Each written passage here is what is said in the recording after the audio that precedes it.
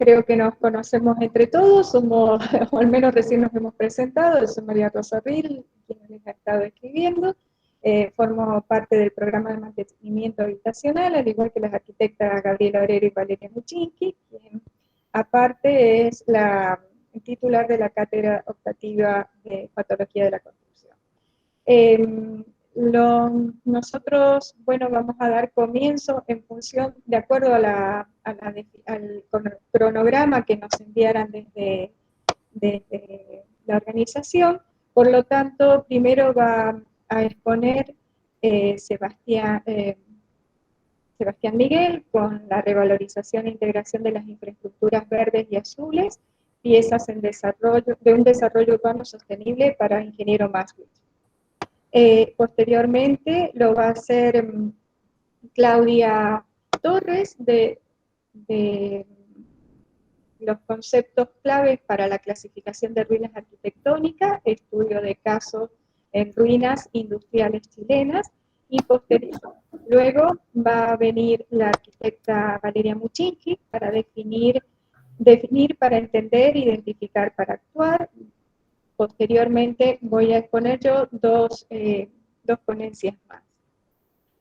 Sebastián, puedes comenzar con tu exposición. Sí, voy a compartir.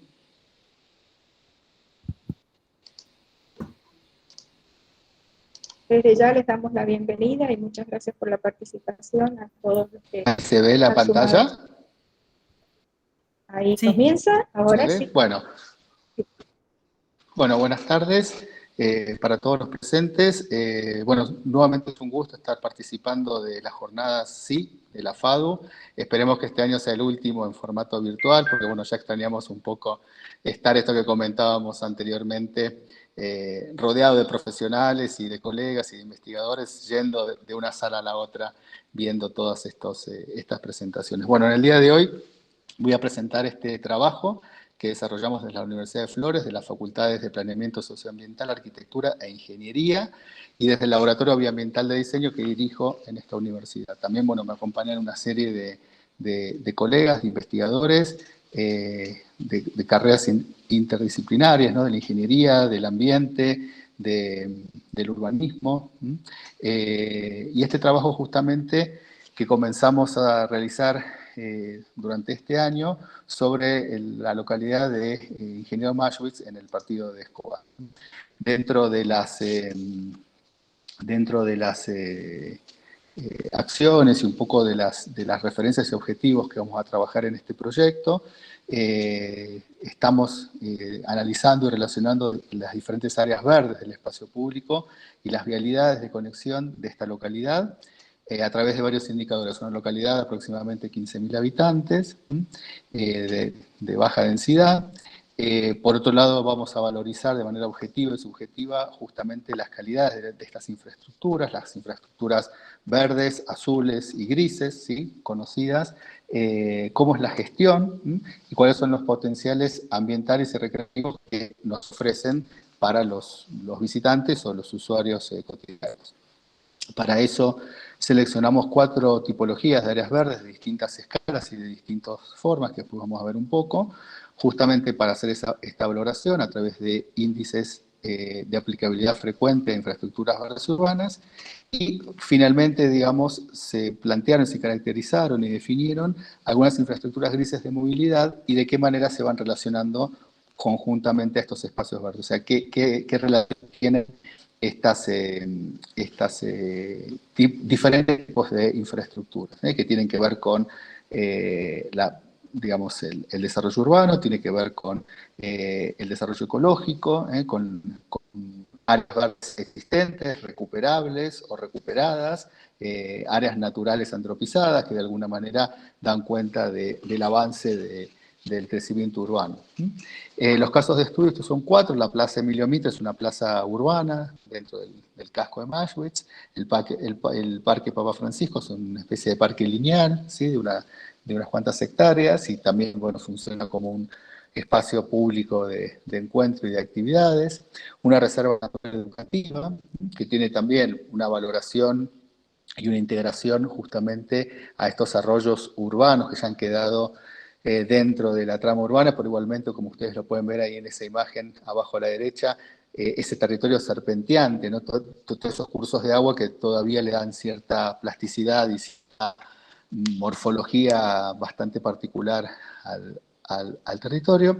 Y finalmente consideramos también como uno de estos espacios verdes a distintos tramos del arroyo Garín, entre distintas vialidades, que justamente van dando cuenta de esa morfología y de ese territorio todavía con estos espacios tan característicos.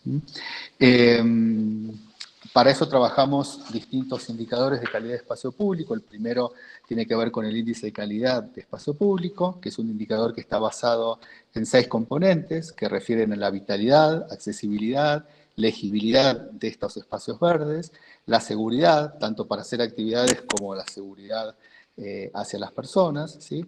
La conectividad y el confort. Y este indicador particularmente va a considerar características urbanísticas y de confort, basados en indicadores de Verdaguer. Por otro lado, aparecen las valoraciones y experiencias recreativas a través de diferentes dimensiones, son 8 en este caso, en donde estos ejes de alguna manera van a valorar todo lo que tiene que ver justamente con con el espacio verde, las preferencias personales del usuario, ¿sí? Qué características brindan, por ejemplo, confort, bienestar, satisfacción, posibilidades de entretenimiento, el encuentro social, el encuentro cultural dentro de estos espacios analizados, ¿no? Que como ustedes vieron son de diferentes características. Y finalmente el tercer indicador, conocido como bandera verde, es un reconocimiento creado en el 96 en Gran Bretaña para categorizar de algún modo el manejo de los espacios verdes públicos y tiene el fin de establecer estándares de calidad que van a orientar a la gestión y al financiamiento de los espacios, ¿sí? Por eso es muy importante también no solamente analizarlos desde un punto de vista digamos, morfológico y de las infraestructuras, sino también cómo eso se sostiene en el tiempo, ¿no? Entonces, para todo esto se aplicaron a estos 4 espacios verdes que yo les presenté anteriormente, justamente una serie de indicadores con todas estas cualidades.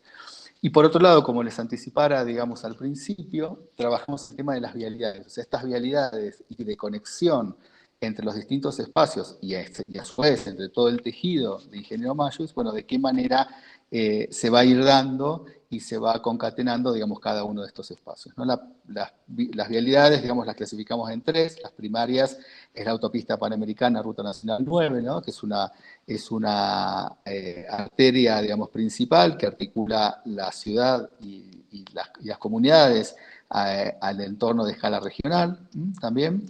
La secundaria son articulaciones interurbanas, en este caso es la ruta provincial 26, que cruza, ¿no? Es esa que está en color naranja, que cruza todo el territorio, y que tiene, digamos, como función justamente distribuir el tránsito urbano, interurbano, hacia otras vías secundarias y terciarias.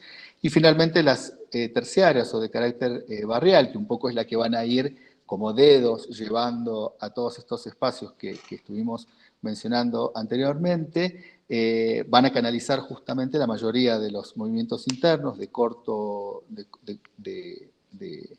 corta frecuencia, del tránsito liviano, de baja velocidad, y ahí dentro de esas grises están, bueno, las que son motorizadas, las que son peatonales, las que son con transportes, digamos, no contaminante, y que a su vez también van a tener diferentes características. Ahora ahí aparecen en las grises asfaltadas, digamos, el cordón cuneta, o sea, está manifestado los bordes, los límites, eso también, como la vegetación y las actividades también van a ir modificándose a través de la informalidad, si se quiere, de esas vialidades verdes o corredores que en la mayoría, digamos, son naturales, las otras que son un poquito más formalizadas.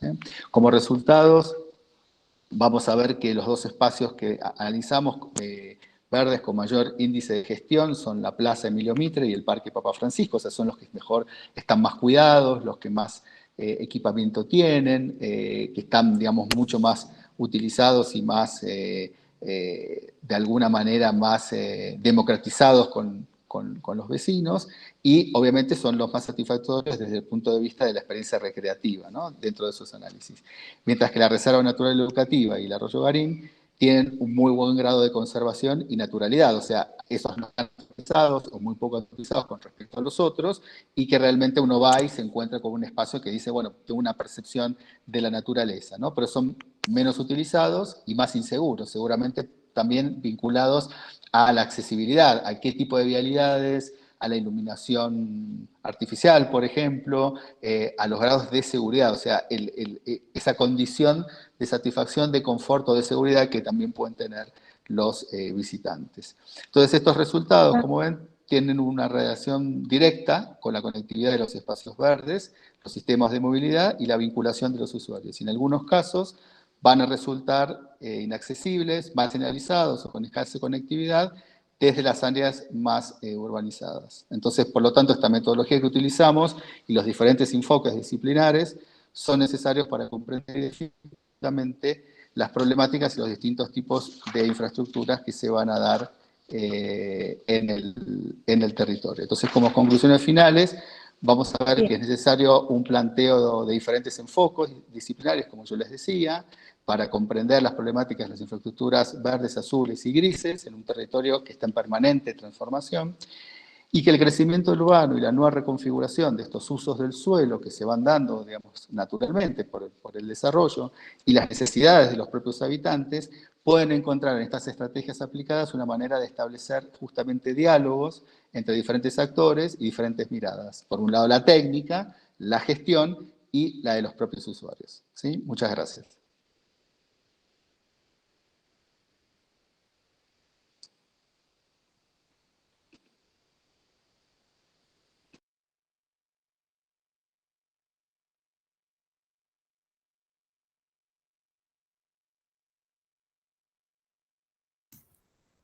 Se le cortó a Rosa.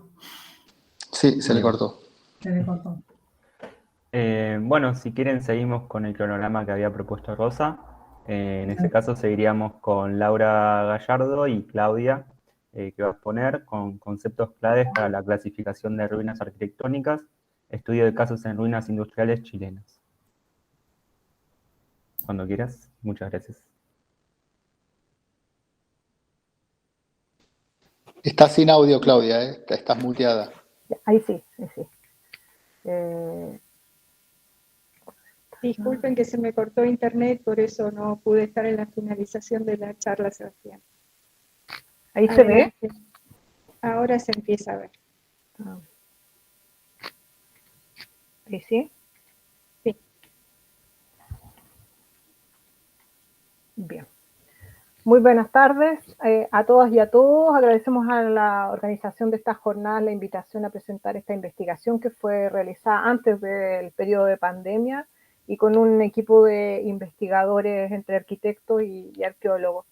Esta es una versión así muy resumida de un trabajo que ya fue publicado en otras instancias y principalmente hoy día iba a presentar la profesora Laura Gallardo y yo que era parte del equipo, así que como no está Laura no podía, lo voy a hacer yo. Ambas como arquitectas de la Facultad de Arquitectura y Urbanismo de la Universidad de Chile. El título de la presentación, como bien ya se dijo, es Conceptos clave para la clasificación de ruinas arquitectónicas, estudio de casos en ruinas industriales chilenas. Como todo producto humano, la obra arquitectónica es transitoria. Pocas y con gran dificultad logran trascender en el tiempo.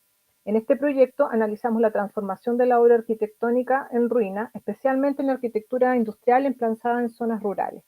En esta condición, las ruinas constituyen un nuevo paisaje de acción conjunta entre la acción del hombre y la naturaleza, el paisaje escultórico y arqueológico, entendiendo que los fragmentos que la componen son capaces de reinterpretar su esencia, develando un sentido de continuidad humana. Es así como la ruina arquitectónica ha sido siempre parte de nuestro paisaje cultural, con diferencias de valoración dependiendo de cada sociedad y su percepción de lo que puede ser desechable o perdurable. La observación de características comunes en obras arquitectónicas en condición de ruina se manifiesta con más propiedad en los espacios industriales o asentamientos abandonados, producto de la economía lineal imperante desde el siglo XIX en nuestro continente, que fue dejando desechos arquitectónicos, luego de los cierres o término de sus faenas productivas, especialmente en zonas rurales o extremas, lo que nos ha conducido en este estudio a realizar un análisis teórico de referentes respecto al sentido y significado social y perceptual de las ruinas o vestigios arquitectónicos. Estos fragmentos, además de abandonados, permanecen en el anonimato, sin relato, ni de su origen, ni de sus funciones, ni de los hechos acaecidos, como tampoco de su proceso de abandono. A pesar de que hay muchos autores que hacen referencia a las ruinas, en este estudio planteamos el concepto de ruina arquitectónica como un estado de derrumbe o fragmentación, donde se ha diluido paulatina o violentamente el cobijo de los actos propios de la obra arquitectónica. A su vez, planteamos que existen distintos modos en que una edificación llega a constituirse en ruina. En función de la acción del tiempo, las podemos clasificar en dos grandes grupos, ruina inmediata y ruina en proceso. Cuando hablamos de las ruinas y la clasificamos como el primer grupo, como ruina inmediata, hacemos referencia a aquellas donde el tiempo no es una variable relevante, ya que se genera en un mal proyecto desde su inicio o también por acciones violentas o inesperadas como vandalismo, siniestro o terremotos en nuestro caso nacional. Por otra parte, en este caso en particular vamos a referirnos específicamente a las ruinas en proceso, entendidas como un estadio final de una obra arquitectónica que se comprende en una lectura temporal, donde la memoria se desvanece tan lentamente como se descompone materialmente la obra. Este proceso considera tres etapas. La primera del abandono con la pérdida de uso y que nosotros nominamos como primer estadio. El segundo, que corresponde a un proceso de deterioro o de descomposición formal de la arquitectura y material también. Y el tercer estadio, que es el de vestigios, donde ya empieza a perderse parte de la memoria del inmueble o el espacio arquitectónico. Como parte de este primer estado de ruina, que es el abandono, entendemos que es un proceso donde hay una renuncia voluntaria o involuntaria de los habitantes de un lugar, o trabajadores también en el caso de la fábrica, sea esta planificada o repentina, aunque generalmente es un proceso paulatino de alejamiento, dejando la obra arquitectónica sin cuidado, perdiendo además su funcionalidad. En este caso vemos, por ejemplo, el campamento de Potrerillos creado en 1913 como complemento a las faenas de la Anden Cooper Company. Y este campamento fue desalojado en el año 2000, recientemente, entre comillas, digamos, y donde sus trabajadores fueron trasladados a otra zona del país, a una zona más urbana, por supuesto, y parte de la justificación de ese traslado es un cese parcial de las faenas industriales, pero también las condiciones de contaminación ambiental que van, en el fondo, dejando este poblado en abandono, como ustedes pueden ver aquí en las imágenes. Ahí está la parte fabril y las instalaciones, incluso aquí hay una iglesia que está justo al lado de la fábrica, y estas instalaciones ahora están abandonadas, el sector cerrado, y va quedando ahí como una ruina en la cordillera. Como segundo estado tenemos el de deterioro, como condición de pérdida bajo la acción del tiempo y la naturaleza, cuyo avance es relativo a la duración temporal, ya que los procesos de deterioro de la obra arquitectónica y su materialidad pueden ser acelerados según las características ambientales de su emplazamiento. En este proceso se pierde parte del... cuesta leer el uso original de la obra, se pierde parte de su forma, pero sin embargo hay algunos aspectos que se conservan de su memoria. Y aquí vemos la central hidroeléctrica El Sauce, que está emplazada en la zona de Valparaíso, cuya finalidad inicial era generar la energía eléctrica para los trolebuses que funcionaban en la ciudad de Valparaíso. Sin embargo, vemos que van quedando pocos elementos de su memoria arquitectónica e industrial. Por último, tenemos los vestigios, que nos referimos a aquellos fragmentos que se transforman en una creación de la naturaleza. La ruina deja de ser una obra arquitectónica y se convierte en arqueológica y escultórica. Los fragmentos pertenecientes a un pasado remoto cercano se descontextualizan. Son contenedores de la historia de una cultura que muchas veces es un enigma. Los vestigios develan en nuestro sentido un valor artístico, fragmentos esculpidos por la fuerza de la naturaleza, contraponiendo degradación y belleza. En estos casos ya se pierde el uso, se pierde la forma y se pierde la memoria.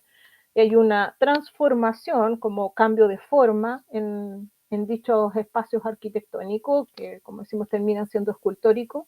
Aquí vemos algunas imágenes del la estación ferroviaria del tren trasandino y los Andes, donde tenemos una sala de máquina, una ex planta termoeléctrica que está en Lota, que apoyaba a los procesos mineros de extracción del carbón, y la misma instalaciones de la hidroeléctrica que vimos antes. Finalmente, las ruinas nos transportan al pasado, convirtiendo meros fragmentos en una posibilidad de reencontrarnos con lo que fuimos. La ruina, en su dualidad, no solo es un objeto escultórico, sino también arqueológico, y por tanto debe ser valorada en su contexto histórico y su capacidad de transmitir los acontecimientos que albergó y la cultura que le dio su origen. Se reconstruye mediante los relatos de sus fragmentos. Los casos que hemos mostrado acá como ejemplo de tantas otras ruinas que forman parte de la naturaleza, se funden con ella en silencio. Silencio que surge en el cese de sus actividades fabriles y permite el protagonismo de los sonidos del entorno, entregando un espacio por explorar y apropiar.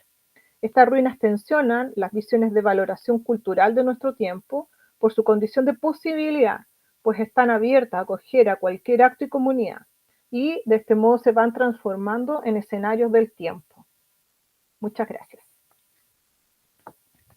Muchas gracias, Claudia. Muy interesante la propuesta de ustedes. Vamos a escuchar ahora a la arquitecta Valeria Muchinsky con la ponencia Definir para entender, identificar para actuar.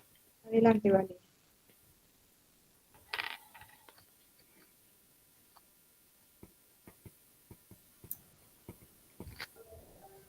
Bien, ahí se cargó.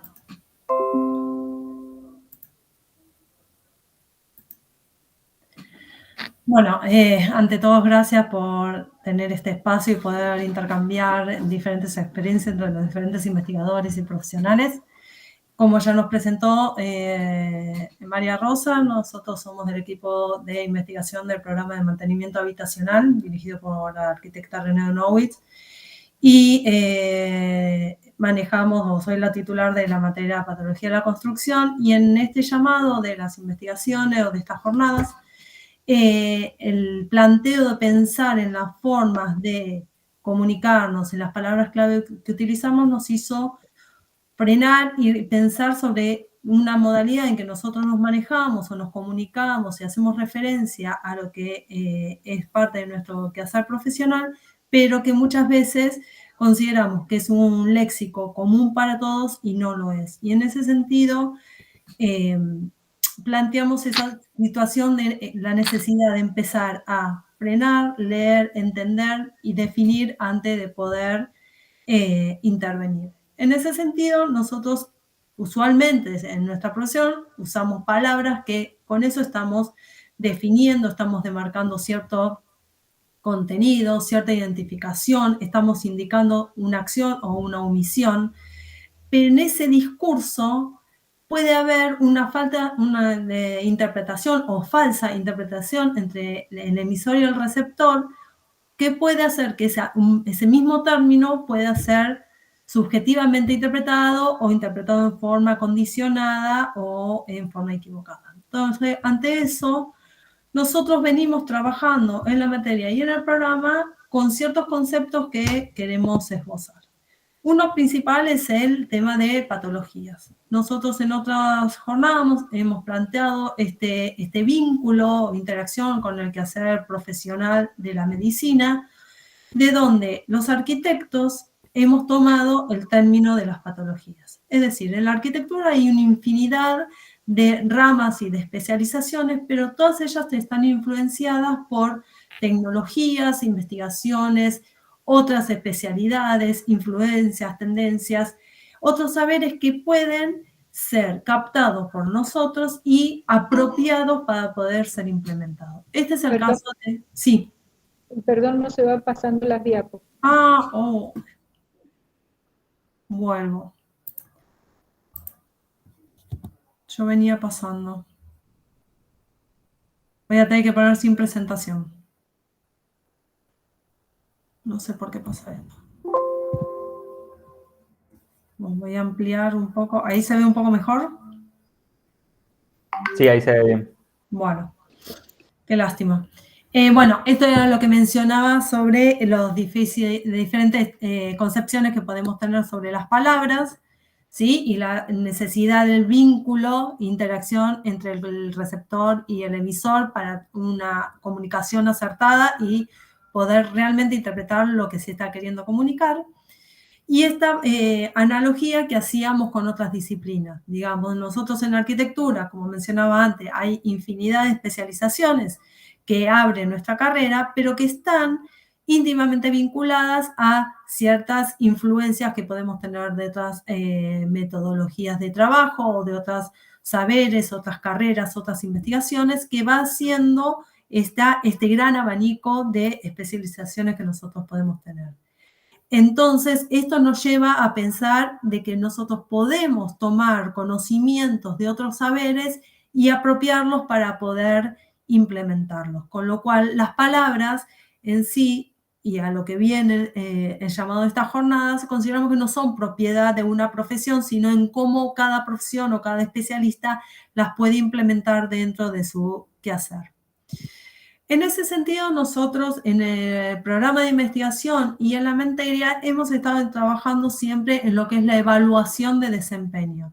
Es decir, entender cómo es ese proceso de envejecimiento y de conservación de los edificios en el tiempo y donde la influencia de la calidad y el mantenimiento son los factores claves o las palabras claves, digamos, para esta conservación de los edificios.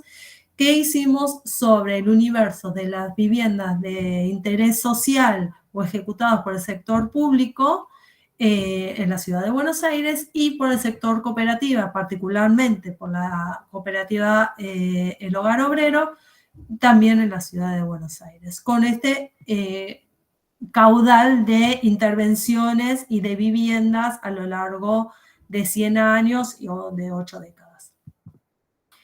Esa evaluación de desempeño nos ha llevado a generar un universo de conocimientos, de entender ciertos procesos, de cuál es la importancia de empezar a tomar conciencia sobre lo que hay que tener en cuenta, tanto en el proceso de planteo y de diseño, como durante todo el proceso constructivo al que denominamos nosotros, que va desde el momento que nos ponemos a hacer un plan hasta el momento de su puesta en uso y su mantenimiento consiguiente. Que esto implica la parte de diseño, la parte de materialización, la parte de ejecución.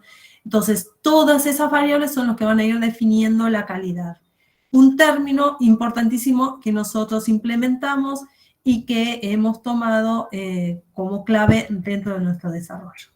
Entonces, en estos saberes que hemos adquirido y que hemos apropiado de la medicina, también adoptamos ciertos protocolos. Y en esto hemos planteado esto como con la formulación de preguntas en el proceso de investigación y el razonamiento desde el conocimiento teórico y observacional, ha ido conduciendo a la formulación de diferentes hipótesis que fueron configurando nuestro método de avance y de investigación científico para generar un saber. Ese saber que nosotros transmitimos a través de las jornadas a los alumnos y también en los seminarios de formación de investigadores.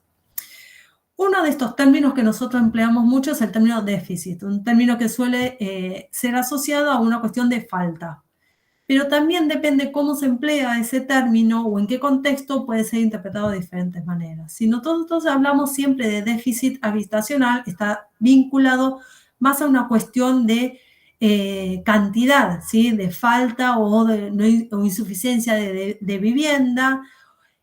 Muchas veces podemos empezar a poner ciertos índices de cualidad, donde vemos que empieza una degradación prematura, o que podemos acusarla a una mala construcción, pero ello condiciona luego la forma en que ese edificio se conserva en el tiempo, que impacta directamente en la cuestión social, en la cuestión del hábitat, del entorno urbano, generando lo que nosotros decimos que se construye déficit. Cuando en el proceso constructivo no se está considerando los conceptos de calidad, al déficit habitacional se los ha ido respondiendo en este bagaje que hemos hecho en la investigación con una construcción de nuevo déficit. Y eso es lo que implementa un deterioro prematuro en gran cantidad de los conjuntos habitacionales. En ese sentido, siempre nos hemos estado preguntando cuáles son las causas de este deterioro, ¿sí? cuáles son los modos para prevenir que eso suceda y cómo hacer que se conserve en el tiempo. ¿Por qué? Porque estos cuestionamientos que nosotros podemos ir planteándonos, lo que hace es que generemos un conocimiento para entender las causas, y una vez que uno conoce esas causas, puede inferir cuáles fueron los errores para no volver a repetirlo y no construir este nuevo déficit que nosotros estábamos mencionando recién. Entonces, en ese sentido tenemos el déficit, que puede ser habitacional, que refleja esta carencia o insuficiencia de vivienda, donde concebimos como una cuestión de necesidad o un reclamo social, pero un lugar para vivir. Pero también este déficit habitacional está concebido en la cuestión de la calidad, de las condiciones específicas de esa vivienda. Entonces ya no estamos hablando de una cuestión cuantitativa, sino de estar construido de lo no construido en la construcción. Es decir, aquellas cosas que faltan para que esa vivienda sea digna, para ser habitada, pero que sigue siendo deficitaria. Este término también nos lleva a replantear el concepto de vivienda. Si vamos a la bibliografía específica o mismo a diccionarios, plantea la vivienda como un lugar cerrado, cubierto, cualquier espacio donde uno pueda sentarse, meterse y vivir, o sea, destinado para ser vivido, se considera vivienda. Pero la mera construcción de una vivienda o un espacio cerrado no implica que ese espacio sea vivible. Tiene que tener ciertas condiciones, tiene que tener ciertas dimensiones, formas de ventilación, estándares de confort, durabilidad, seguridad, que hace que esa vivienda, ese espacio construido, sea un espacio vivible. Entonces, con este concepto entendemos que es imperante entender que el construir vivienda es mucho más que un espacio cerrado, sino que tiene que ser habitable en el tiempo. Con ese mismo cuestionamiento planteamos el término de habitar, ¿sí? Donde uno puede decir que el habitar es donde una persona o un grupo familiar reside, se encuentra desarrollando su vida en ese espacio, pero también para que eso sea factible tiene que contar con ciertos servicios que puedan viabilizar que ese hábitat sea de calidad. Es decir, para que sea una vivienda habitable, debe contar con ciertos condicionamientos o parámetros de calidad. Nosotros dentro del programa nos guiamos con la ISO 6241, que establece ciertos parámetros o indicadores mínimos de habitabilidad. En este término, y evaluando un cuadro que ha hecho Maslow, también planteaba esta cuestión del habitar a nivel urbano, pero que nosotros podemos implementar también a nivel de edificación, donde la base tiene que estar sí o sí, que se cumplan esas necesidades fisiológicas, luego las necesidades de salud y seguridad, y después se van escalando las necesidades que uno necesita para vivir. Ese concepto de, para que sea habitable, necesito que ciertas cosas se cumplan, ciertos parámetros se cumplan, terminan siendo en un sentido esenciales y en otro sentido subjetivos, en razón del grupo familiar en el que quiere residir. Pero hay cosas que son inexorablemente necesarias para cualquier persona y grupo familiar. En esto retomamos el tema de calidad que veníamos trabajando, ¿sí? La calidad puede ser entendida como valoración, es decir, indicar si algo cumple o no cumple con un parámetro, pero para eso necesitamos tener cuáles son esos indicadores de parámetros, porque si no termina siendo subjetivo. También la calidad puede ser una cuestión calificativa, es decir, yo voy a hacer un control de calidad, algo que explique o que indique que eso me va a marcar una calidad. Y a su vez tiene una concepción intangible, ¿sí? Solemos escuchar como calidad de vida, que suele ser algo totalmente subjetivo. Entonces, es necesario definir cuándo nosotros estamos hablando de calidad y en ese sentido acompañarlo con los parámetros para que pueda ser entendido por todos de la misma manera. Nosotros entendemos en nuestros estudios que hemos realizado sobre vivienda social que la no calidad se refleja directamente en síntomas patológicos visibles en las edificaciones. Asimismo, la calidad termina siendo este nudo del proceso de construcción que nosotros mencionamos, como si fuera el nodo principal, para que ese edificio se conserve en el tiempo. Asimismo, en el proceso de mantenimiento es necesario establecer los parámetros, una normativa y unos estándares para que en el proceso de mantenimiento se pueda ir controlando esa calidad y ajustando en razón de las necesidades de mantenimiento que se requieran. Donde ese mantenimiento va a estar condicionado con este control de calidad que estamos mencionando, delimitado por los indicadores. En ese sentido, quedó más arriba, perdón, la denominación generalizada de la manifestación patológica presenta indefiniciones de la propia falla como la equivocación de los elementos a los que afecta.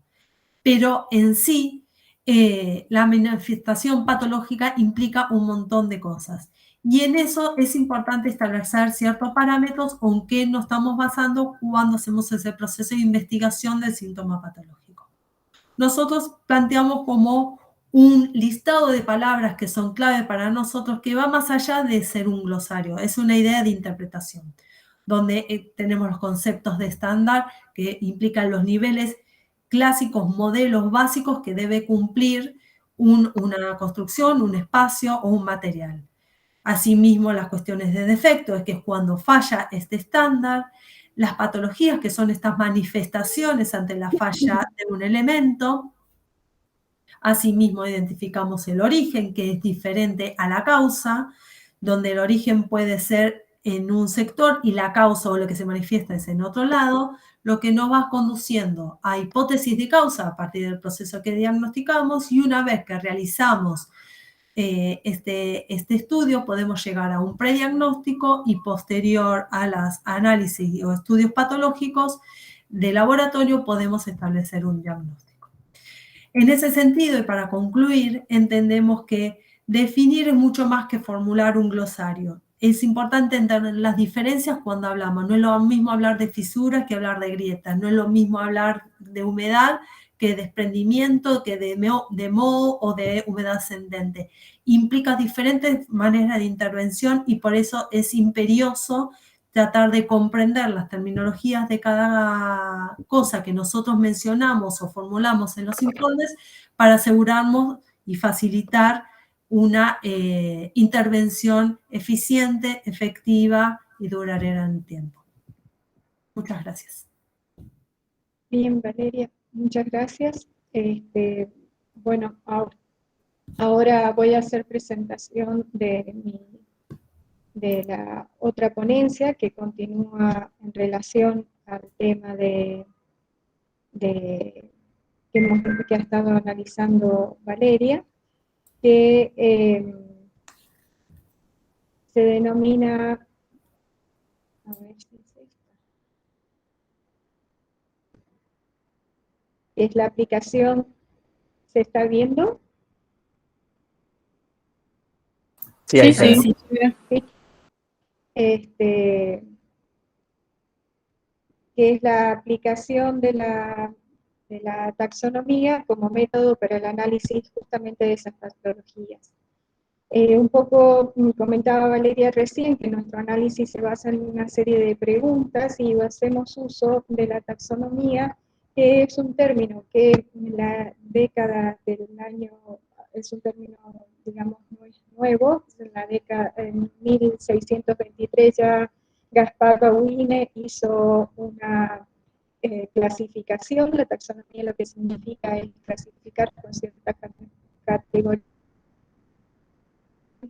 Clasificó minerales, animales y la flora, y a partir del siglo XVIII, un sueco, Carlos de Linneo, realiza lo que sería el término de la taxonomía moderna, implementándolo dentro de la ciencia con otro formato.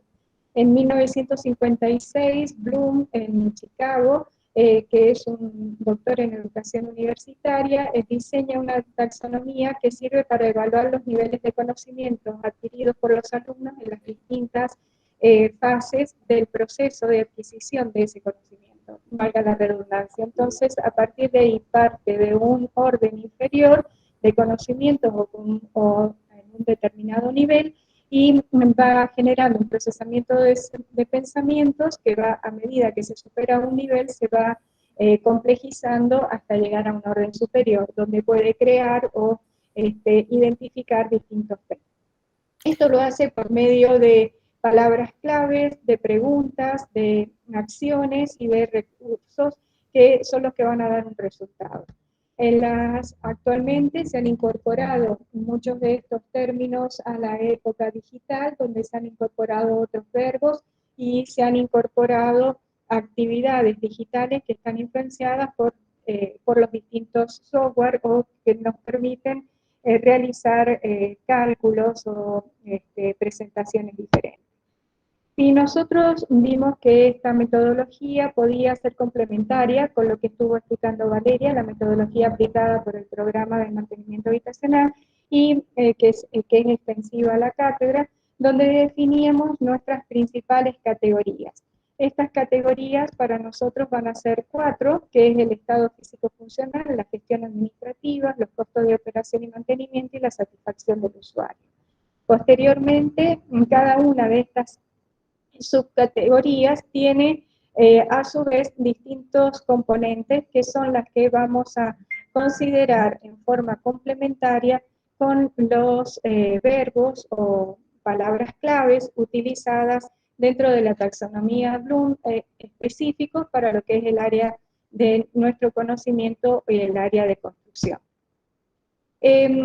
A modo de ejemplo, podemos localizar, a modo de ejemplo trajimos algo que se realizó en la cátedra el año pasado y se implementó también en este año de pandemia, donde la virtualidad nos permitió extendernos extendernos en ciertos conceptos y a su vez organizarnos de otra forma. A partir de cada una de estas subcategorías se entregaba una difusión teórica y se aportaban los distintos términos y luego durante las clases virtuales se utilizaban las palabras claves a fin de poder concretar preguntas que le llevaran a una acción, a un resultado. Es decir, palabras disparadoras que hicieran que se trabajara de forma dinámica y durante el trabajo de virtualidad. Así, en cada una de estas subcategorías se empezó a trabajar con lo que fue el recordar sus experiencias como alumnos en otras cátedras dentro del recorrido de la materia. Nosotros estamos en el último año en los últimos años de lo que es la carrera de arquitectura, por lo tanto, ya el alumno trae un bagaje de conocimiento anterior, que es el que se pretende recordar en este momento y accionar a través de un recorrido que él pueda realizar en las obras que elige para trabajar. En cada una de las etapas se va profundizando el conocimiento, se van realizando otras actividades de expresión donde puede ir aplicando el concepto. Así se llega a la formulación de tablas que ya van aplicando, donde se va aplicando lo que va experimentando en este recorrido hasta poder alcanzar una mayor profundidad en lo que hace a examinar el objeto desde otro punto de vista y poder resolver problemas. En la última etapa, nosotros consideramos que en la propuesta de Bloomberg integramos al de crear el de proponer, porque desde nuestro punto de vista es cuando el alumno puede llegar a realizar una propuesta de rehabilitación o de restauración con respecto al análisis del estudio y al estudio de las patologías que estuvo realizando sobre un caso particular. Para nosotros consideramos que esta visión integral del análisis de la patología fue complementario con el uso de la metodología propuesta por Bloomberg dentro de la que hace a la metodología del desempeño edilicio en la revisión y en la aplicación de nuevos conceptos. Muchas gracias. esta es una de las ponencias que tengo que, no sé si se ha... Ro, la próxima Sí. podés como achicar del costado y de arriba si se ve un poquito más grande. Ah, bien. Disculpen. Sí, Disculpen, no igual sé yo no puedo decir si... nada porque pasaban y no se pasaba la diapositiva, así que. no sé si se alcanzó a ver algo o no. Ah, tengo que ver acá de abrirla. Si bien la tengo abierta, pero me parece que no me deja compartirla. Disculpen ustedes. No, no puedo compartirla.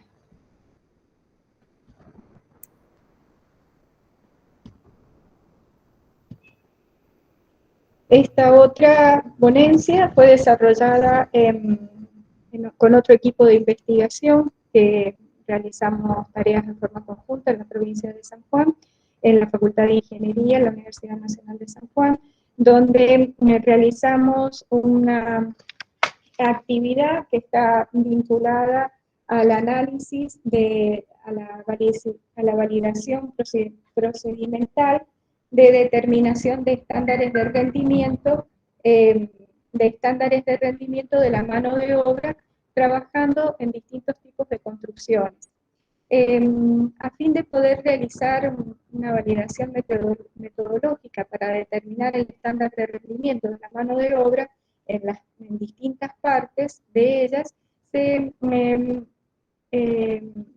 se pretende realizar un glosario de palabras utilizadas para el análisis y la comprensión del método, no tan solo desde la parte de estudio de cada uno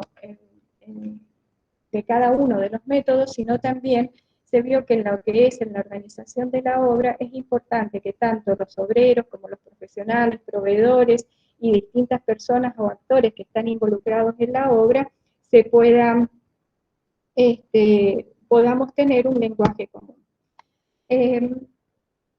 Perdón, ¿se ve bien ahí o no? Se ve igual que antes, pero igual se ve. Y se ve bien, o sea, se ve. ¿Se ve bien? Se ve. No sé cómo hacerlo más chico. No sé. Ahí no. No importa. No, No. Ahí está ¿En modo mejor. presentación? En modo presentación. A ver. Sí, ahí está. no, todavía. No. En modo Todavía. presentación era lo que me pasaba a mí que no pasaban. Así que. Ajá. Bueno. Bueno, entonces, no sé si sigo así como estoy o no. Sí, se ve igual. Se ve igual. Bien. Sí, tranquilo. Bueno, con relación a la actividad que estamos tratando, que es la de evaluar los rendimientos de obra, teníamos que tener en claro los tipos de comunicación que íbamos a tener entre los distintos individuos que estuviéramos en la obra, y a partir de eso observamos cuáles eran los lenguajes de comunicación. No tan solo el lenguaje oral es el que nos permite esta comunicación, como todos sabemos, sino desde los distintos escritos gráficos y no orales, que son todos aquellos que están relacionados con la parte de comunicación entre el emisor y el receptor con un mensaje que sea claro, con un lenguaje compartido y común a todos y que permita fijar condiciones de intercambio a fin de poder valorar la actividad. Esto nos planteó un cierto desafío, no todas las personas que trabajamos en la obra, si bien decimos que hablamos en español, hay muchos que vienen de un español centroamericano donde los términos son diferentes, otros provienen de lugares distintos dentro de la misma provincia o de actividades anteriores a la construcción donde se utilizaban otros términos similares pero con otro uso. La palabra comunicar dentro de la definición de la Real Academia Española es hacer a una persona partícipe de lo que se tiene y de las cosas que se están haciendo. En función de esa postura es que realizamos distintas actividades para poder organizar esta serie de términos. Para ello nos basamos en el glosario con las indicaciones de María Teresa Cabré, que es una doctora en lengua y que realiza una primera clasificación de cómo serían esa división.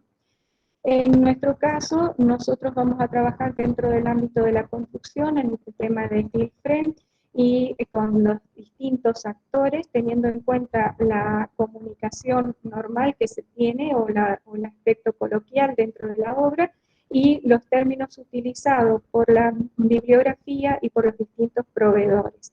En función de eso se estableció una primera clasificación en la cual el sistema de construcción en seco está formado por distintas partes, por ejemplo, terminaciones, herramientas, componentes, funciones, fijaciones de carga, reparaciones y daños superficiales, el acopio y el almacenamiento, son todas categorías que nos permitieron a nosotros ir estableciendo dentro de cada una de ellas otras subcategorías.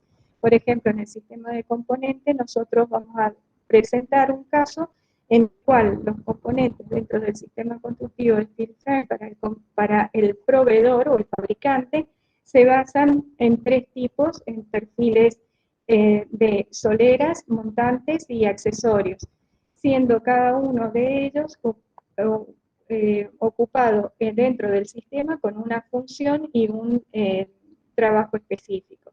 En general, los obreros, las soleras, que es el caso que vamos a presentar, se utilizan dentro del entramado en posición horizontal, tanto en la parte inferior como superior de la construcción, y siempre van sujetos en los extremos por medio de montantes. Pero la palabra solera, como les decía, si uno de nuestros obreros provenía del campo, donde su definición, la palabra solera es la piedra inferior para moler granos en un molino. Mientras que en otra parte, en el diccionario de la construcción, por ejemplo, de Europa, la solera puede tener dos posiciones, o al pie de una columna, en la zona de Canarias, y en la zona del norte de España estar utilizada para la definición de un friso en un techo de madera. Lo mismo nos ocurría si hablábamos con los carpinteros, la solera era la parte inferior de la baranda de la escalera, y aquellos que provenían del trabajo de madera, específicamente en el armado de techo, la solera constituye una pieza que se ubica en la parte exterior del techo.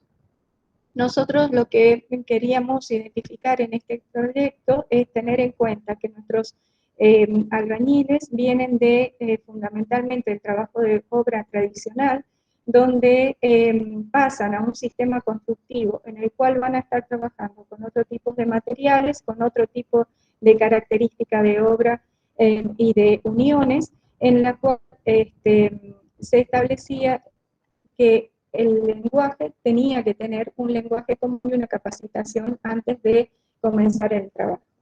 Este trabajo es incipiente, recién estamos en lo que es la relación de palabras y términos compuestos, utilizando algunas guías de recopilación de datos y para poder armar este glosario.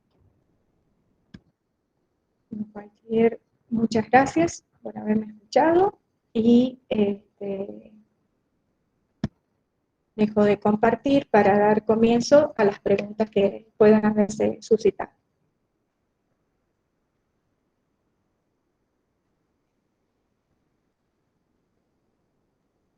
Claudia.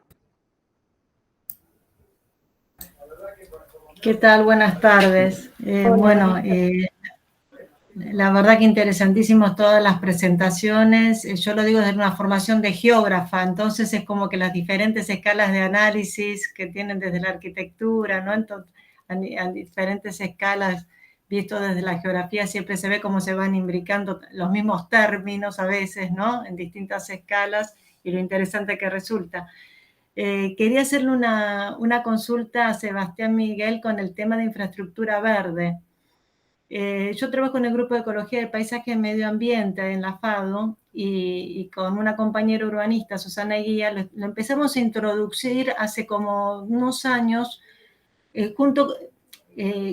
para los ecólogos, para hacer como un anclaje que nos parecía más interesante desde el urbanismo y la geografía urbana, como para que se entienda desde la ecología y de la biología, en la gestión de los municipios, cómo se busca la defensa realmente de esos servicios ecosistémicos, ¿no?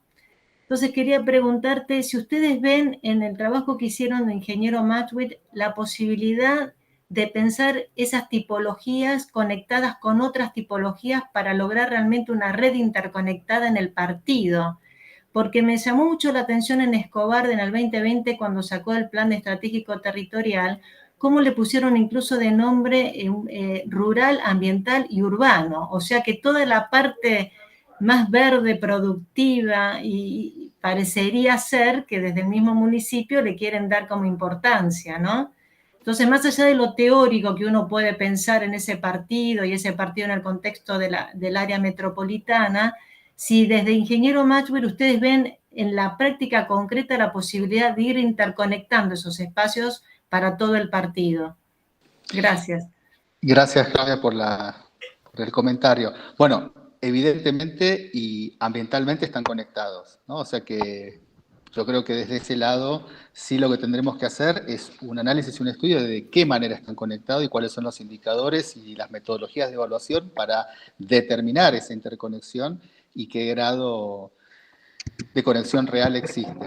Eso por un lado. Por el otro lado, estamos trabajando, este proyecto lo estamos trabajando que no lo comenté, con una asociación de ambientalistas, los Talares, que es un grupo de personas que son vecinos, ¿sí? Y que están trabajando hace muchos años en todos estos temas. Entonces, también con ellos, y un poco cuando hablabas del tema de la gestión, la idea es trabajar con estas asociaciones que están en relación no solamente con los vecinos, sino con el municipio, en diferentes talleres, ¿no? O sea, como la segunda parte, bueno, nos agarró este segundo año de pandemia, no pudimos trabajar mucho en el territorio, pero la idea también es hacer talleres con los vecinos, talleres con los funcionarios, ¿no? Y un poco mostrar no solamente esta parte dura, más metodológica, más teórica, sino también cómo bajar esto al plano de la realidad. Y finalmente, ahí lo tenemos a Santiago, que es parte del equipo, que él también viene desde la geografía y desde el urbanismo, y justamente él está analizando el plan estratégico de Escobar, y nosotros en ese sentido lo que estamos intentando hacer ahora es ver justamente esos lineamientos que están planteados en el plan, ¿sí? como antecedentes, si se quiere, de la gestión de gobierno, y de qué manera esto que estamos haciendo en la academia, ¿no? En la universidad, un poco a veces tratando de resolver y de defender y de definir cosas que hacemos hablar a los autores y un poco nos olvidamos, bueno, de lo que está en la calle, digamos, ¿no? En la gestión cotidiana. Entonces, un poco este segundo año, que ya nos va a permitir abrirnos un poco más físicamente y personalmente a las recorridas y a las actividades, un poco también es testear ese orden, ¿no? De los ejes estratégicos que están siendo planteados y de qué manera los podemos vincular a todos estos estudios. No sé si te respondí algo en la consulta. Sí, gracias, Sebastián, porque la verdad que Escobar es un ejemplo y un área de estudio muy interesante porque está entre lo verde de los countries y los verdes productivos, ¿no? De ese cinturón potencial productivo forestal y agroecológico y con todas esas ideas. Así que, bueno, la verdad que es muy interesante el trabajo. Sí. Sí, y una última cosita más. En el caso de Mayus, fíjate que es la urbanización, y si uno analiza un poco la historia, la tradición de esa localidad, es antecesora a los barrios cerrados. O sea, es anterior Claro. al concepto de los countries, ¿no? Que era Claro. eran casas quintas de fin de semana, ¿no? En un entorno natural, rural y productivo. Luego fue el boom de los countries con la construcción de la Panamericana y la consolidación, y luego, digamos, el desarrollo ese. Así que bueno, igualmente ahí están nuestros correos, así que si ustedes quieren en la cátedra y el equipo estar en vinculación, estamos con gusto a disposición para poder intercambiar y para poder sumar experiencias y miradas. Gracias. Buenísimo, gracias a ustedes. Gracias a todos. Claudia. Sí, solo una también pregunta Claudia también. Carolina. Sí, una pregunta muy simple, Sebastián, nada más que por ignorancia, porque como estamos en lo de los conceptos, ¿a qué te refieres con equipamiento azul? Eso no, porque me pareció curioso en el título, nosotros no lo ocupamos en Chile, entonces Sí. me parece como raro, ya que estamos en lo de los términos. Lo verde es verde, o sea, las Sí, infraestructuras no, verdes verde son está verdes. claro. Y las infraestructuras azules es todo lo que son las aguas. Aguas, digamos, obviamente el azul no es azul, ¿no? Ya ahí Graciela Silvestri ha definido en su libro El color del río, sobre el río de la Plata, que, bueno, que nos separa, digamos, con todo este delta y con todo esto que realmente, digamos, parte de Escobar, Mayus y todo esto está como dentro de ese sistema. El azul no es azul, pero las infraestructuras azules son todas las infraestructuras del agua, ¿no? Y en este caso nosotros tenemos arroyos, zanjones, canales, que son parte de este ecosistema natural que es bastante interesante, ¿no? Como aproximándose a lo que va a ser el delta del Paraná. Y aprovechando que preguntaste, Claudia, yo te hago una pregunta a vos, digamos, en ese sentido. Me interesó mucho el trabajo y un poco, digamos, en esos diagnósticos y definiciones de estas infraestructuras que quedan, digamos, obsoletas o sin ese uso, ¿están trabajando en algo en el tema de la reconversión? O sea, a partir de todo este análisis, ¿cómo, digamos, una cosa son las propuestas y otra cosa son las realidades y la viabilidad, porque muchas veces son infraestructuras que están o judicializadas o que tienen algún problema, digamos, pero me interesa mucho el paso siguiente a este trabajo que hacen ustedes, ¿no? En realidad el aporte que estamos haciendo en mi caso desde la geografía y desde Susana Guía desde el urbanismo como arquitecta dentro del grupo de Ecología de Paisaje y Medio Ambiente es sobre un proyecto sobre el escudo verde agroecológico que se está trabajando más en una ciudad chica en Chavás. Pero uno veía desde el urbanismo que siempre cuesta mucho articular los conceptos de la ecología y la biología como a darles ese anclaje más concreto en el territorio para la gestión. Entonces, le planteábamos a los ecólogos que no les gusta mucho el término infraestructura, es muy duro para querer conservar la naturaleza. Pero le planteábamos un poco a los ecólogos y biólogos que si el objetivo está tan cerca del urbano, el tema del término infraestructura, que se está venido usando desde los 90 y con más fuerza en el 2000, ¿no? De articular lo verde con lo azul, con lo gris, considerábamos que era mucho más contundente al momento de querer interactuar con un municipio o llevarlo a la práctica. Entonces, lo nuestro con Susana hasta ahora fue como un planteo muy teórico de ver cómo ese término viene con toda la carga de la ecología del paisaje, que realmente es la que le da toda la teoría a esa conectividad de los ecosistemas para su mejor conservación, del manejo de cuencas, que fue histórico hacia principios de los 1900 con Patrick Gates para ver la visión urbana regional, ¿no? Desde la geografía con el término de cohesión territorial, para entender que un territorio es mucho más allá que ese sitio y la ubicación de un predio o de unas parcelas. Y así fue como que lo intentamos más desde la teoría, ¿no? Pero nos parece que finalmente un escudo verde agroecológico como planteo tiene que ser considerado como una de las tantas tipologías de espacio verde, y así también lo concebimos. Pero es difícil, pero se ve la articulación más claramente en todo el tema de los espacios verdes, desde una linealidad de árboles en las calles, por un bulevar, conectando con un parque que puede ser hídrico en una zona deprimida para acumular agua, con un parque periférico para controlar el crecimiento de las ciudades, o directamente ya con un área natural protegida en la región, en la zona urbana de esa localidad, ¿no? Entonces es como planteos más teóricos y por eso me interesaba lo bueno de ustedes de verlo bien en la práctica en un contexto interesante como es Escobar y el área metropolitana de Buenos Aires, lógico. Bueno, gracias. Ustedes saben que es muy gracioso porque la pregunta iba igual a Claudia Chile, la tengo arriba. ¡Ay, perdón! Argentina, pero no importa, me pareció buenísimo. Y nadie te iba a parar. Perdón. Nadie te iba a parar porque estabas muy bien presentando eso, así que gracias igualmente. Bueno, aprovecho de colarme de la pregunta.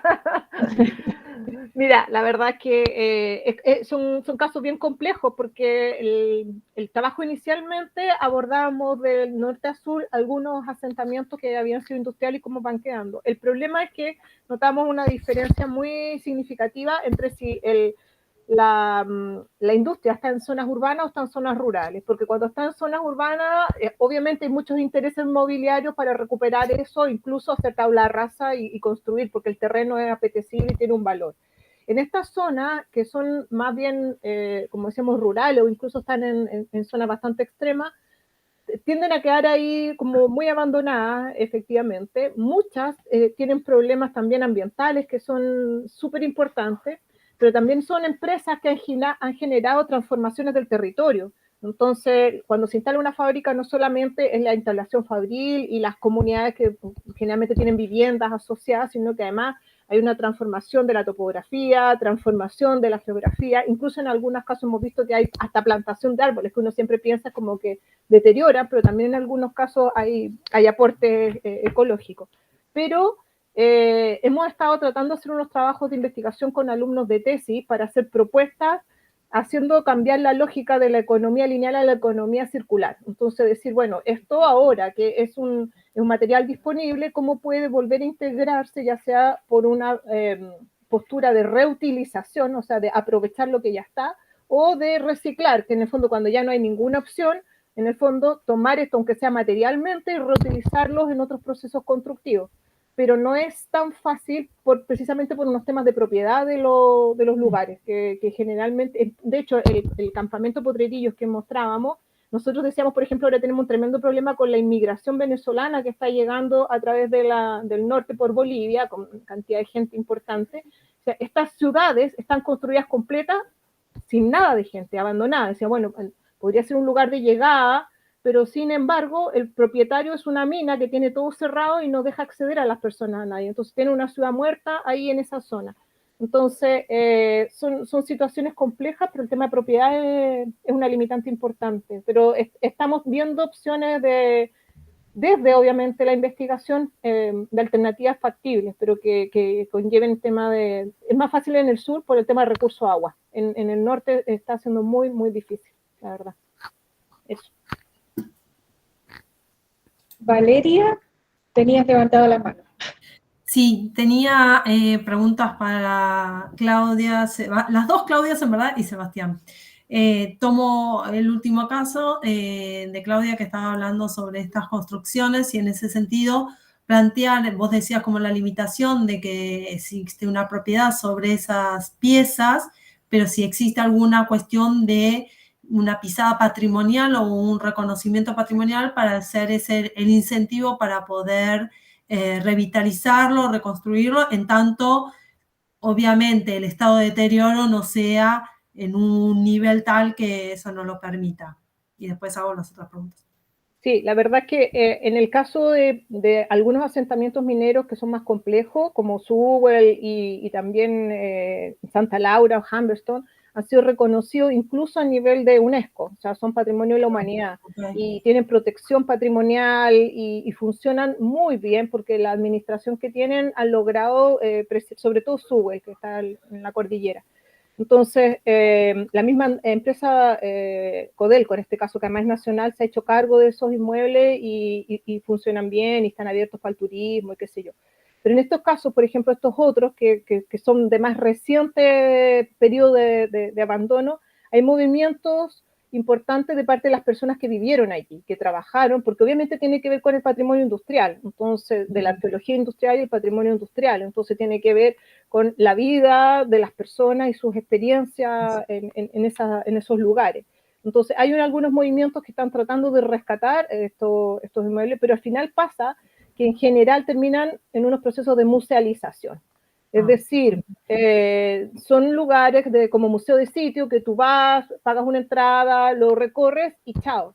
Pero no son parte de una dinámica de funcionamiento cotidiano que se integren a un sistema de vida normal, digamos. Entonces, ahí hay un defecto y nuestra ley, además nacional de protección del patrimonio, es bastante precaria. Entonces, solamente determina condiciones de protección que lo que hacen es evitar la demolición, pero no hay recursos asociados finalmente a la conservación de eso, salvo gestiones que son corporativas o algunos proyectos muy específicos, pero que a lo más se hacen cargo de una intervención en un minuto, pero no de un mantenimiento a largo plazo. Entonces, obviamente, son costos eternos, permanentes, o sea, son ciclos que tienen gestiones que tienen que estar abordadas para poder conservarlo y son súper complejos, entonces no es tan fácil hacerse cargo de todo eso.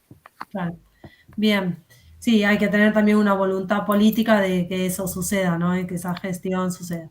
Y después, por el otro lado, nada, yo como ex habitante también de Maswich y tener familia cuando eran quintas y cuando es barrio cerrado, me parece interesante abordar esta mirada del espacio verde, de lo que yo llamo en planificación urbana que doy como matrices, ¿no? Como infraestructura, justamente por lo que mencionaba Claudia, a veces el término infraestructura parece como más de intervención o de algo de la mano del hombre, y entonces ahí la infraestructura azul me quedaba media como compleja de la compresión, y por eso nosotros lo mencionamos matrices.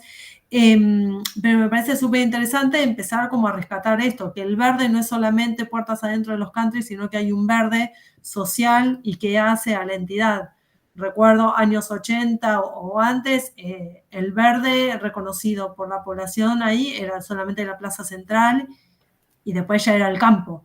Entonces está bueno entender, y me parece que es súper válido este reconocimiento y el estudio de ese espacio verde y cómo la voz de la sociedad o de los diferentes actores es fundamental al momento. Entiendo el tema del proceso de gestión de talleres. Yo cuando trabajaba en el gobierno hicimos varios talleres virtuales con la gente para poder avanzar en estos procesos participativos o coparticipativos, mejor dicho, en la definición de ciertos sectores o en el reconocimiento de un diagnóstico de ciertos sectores. Sí, ahí el tema de infraestructuras, nosotros lo planteamos porque obviamente todo ese territorio y en general ese verde no es un verde prístino, natural, sino que está antropizado. Entonces, si vos ves estas infraestructuras que brindan servicios ecosistémicos, esto que planteaba Claudia, de alguna manera, digamos, están impactados por el hombre y por la infraestructura urbana. O sea, estos zanjones, estos arroyos realmente están colindantes y por, no sé, cada 2, 3 calles tenés un cruce. Entonces ahí, ¿qué es lo que está pasando? Hay puentes, o sea, esas son infraestructuras, ¿no?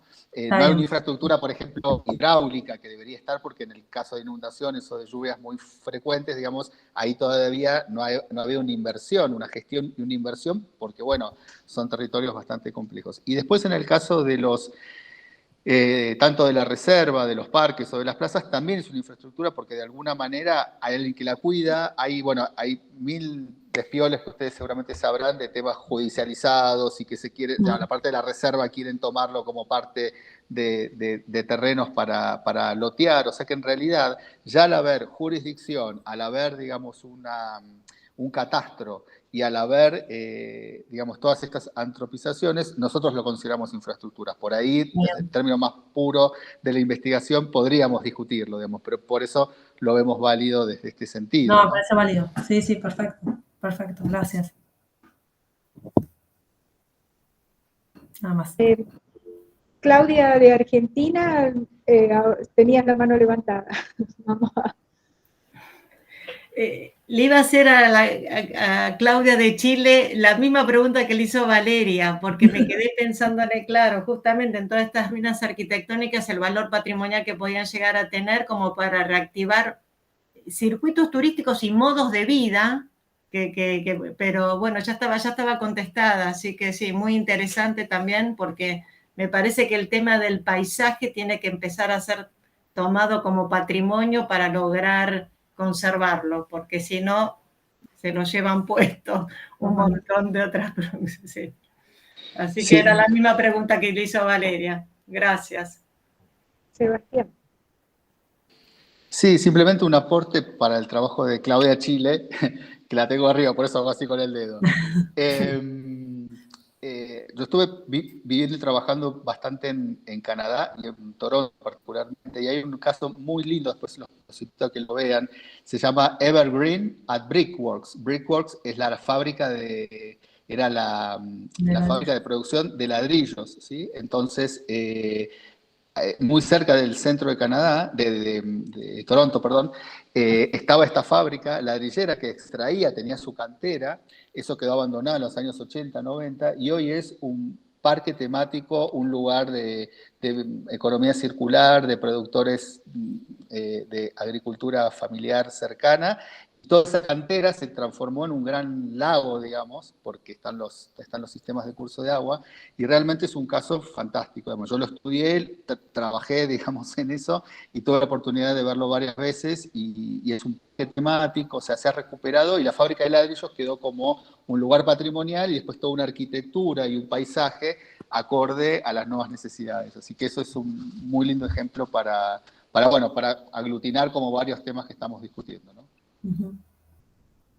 Muchas gracias. Yo Yo quería hacer una preguntita a Valeria, no sé si se puede, respecto a su presentación. Mira, bueno, me gustó mucho la presentación de Valeria en algunas cosas porque tenía también alguna duda, y la de María Rosa respecto a lo de taxonomía con lo de Bloom, porque voy a explicar primero lo de la taxonomía de Bloom. Nosotros lo hemos usado, pero para trabajos de investigación, o sea, en el sentido cuando uno plantea los trabajos de investigación, los niveles de complejidad de la investigación, si pasa de una constatación a un análisis o a una propuesta, empieza a ser más creativa y obviamente aumentan los niveles de complejidad de la investigación. Entonces, hasta eso lo habíamos ocupado, pero nunca en un término como académico para el planteamiento de un trabajo, de un curso específico. Entonces lo encontré súper interesante, y además el tema del análisis patológico y el deterioro y las propuestas daban muy bien para eso, así que lo encontré un tremendo aporte, y si después lo pudieron compartir sería muy bueno. Y después, respecto a lo de Valeria, anoté algunas cosas que me quedan un poco con la duda en esta idea del déficit de la construcción y la construcción de déficit, que también la encontré bien interesante como propuesta conceptual. Entonces, había una pregunta que tiene que ver cómo se asocia, en el fondo, la idea del déficit a la vida útil, al deterioro, ¿cierto? Eso por un lado, porque obviamente uno cuando diseña con una cierta materialidad que tiene una vida útil, y sabemos que esa vida útil lleva un proceso de deterioro, ¿cierto? O sea, es imposible construir algo que perdure eternamente en muy buenas condiciones. Y por otro lado, si cuando hablas de construcción de déficit, también tiene que ver con un diseño precario en términos de las condiciones de habitabilidad, porque como en general pasa, al menos en Chile, me imagino que en Argentina también, la construcción de la vivienda social, como es de recursos limitados, ¿cierto? Entonces tiende a ser precaria no solo en términos de metros cuadrados, y que nosotros tenemos ahora temas de hacinamiento tremendo en las viviendas sociales, sino que además también es precaria en las condiciones de habitabilidad que entrega. O sea, son los mínimos como para que la gente pueda mantenerse, pero ahí uno piensa que eso puede estar asociado también, obviamente, a un proceso de deterioro. Entonces, ¿cómo vinculan esa relación entre el diseño de lo precario, porque obviamente económicamente no es viable, mejor, y por otro lado lo de la vida útil de los materiales? Mira, es parte de lo que vivimos analizando nosotros. A partir de todos los estudios que nosotros vimos, hemos encontrado edificaciones muchísimo más antiguas, ¿sí?, cuya calidad de diseño, de materialización, de espacio, ha permitido que se mantengan en mejores condiciones que edificaciones nuevas. Entonces, en lo que fue la época de los grandes conjuntos, décadas 60, 70 y mediados de 80, de construcciones con 32.000 viviendas, que eran como microciudades dentro de la ciudad, se dio cuenta de que se innovaban con tecnologías de prefabricados, que no se conocían realmente cómo se implementaban, cómo se mantenían. Mismo la mano de obra no era especializada, y los resultados terminaban siendo construcción de déficit, es decir, las viviendas ya la estaban construyendo sin calidad o sin posibilidades de mantenimiento, y mismo la construcción de un conjunto, un megaconjunto que no es factible de su mantenimiento, ya le estabas construyendo en un concepto de no calidad, porque vas a ver que no va a ser mantenido en el tiempo. A partir de esto que vos mencionabas, que no existe construcciones que se puedan mantener en el tiempo, uno termina mirando por ahí en otros lados de Europa, donde ves construcciones de antaño que tienen mejor calidad que a veces construcciones de hace 30 años. Y nosotros, además del término y de evaluar los síntomas patológicos, trabajamos mucho sobre lo que es el mantenimiento. ¿Sí? Nosotros trabajamos sobre lo que es el mantenimiento correctivo, que es lo que se suele hablar de se me rompió algo, voy y lo reparo, pero también del mantenimiento planificado, del preventivo, empezar desde los orígenes de la construcción, pensar cómo se va a mantener cada cosa que voy definiendo, tanto desde la espacialidad como de la morfología, como si hago un techo inclinado de vidrio, cómo lo voy a estar limpiando, digo, desde esa simpleza hasta cómo va a durar ese material en el tiempo y cuál es el costo que lleva el mantenimiento de eso. Entonces, realmente muchas de las causas que nosotros reconocemos como síntomas patológicos son o es la falta de ese mantenimiento preventivo. Y es, nada, puntualmente eso. Ahí es cuando nosotros definimos que se está actuando al déficit de calidad con construcción de nuevo déficit, ¿sí? No sé si fui clara, es una mezcla de palabras, pero va por ese lado. Clarísimo, muchas gracias. Bueno, muy bien. Si no hay más consultas, creo que ha sido muy interesante el diálogo que se ha mantenido entre todos los grupos. Y bueno, muchas gracias por su participación. Seguramente se estarán comunicando desde la coordinación de la Secretaría de Investigación de la FAU para remitir luego el material didáctico, que ha sido producto de la jornada. Muchas gracias y bueno, será hasta pronto a todos. Gracias, saludos a todos. Muchas gracias, un Que placer. estén bien, chao. Gracias, Chao. hasta pronto. Chao, chao. Chao, gracias, buenas tardes. Buenas tardes.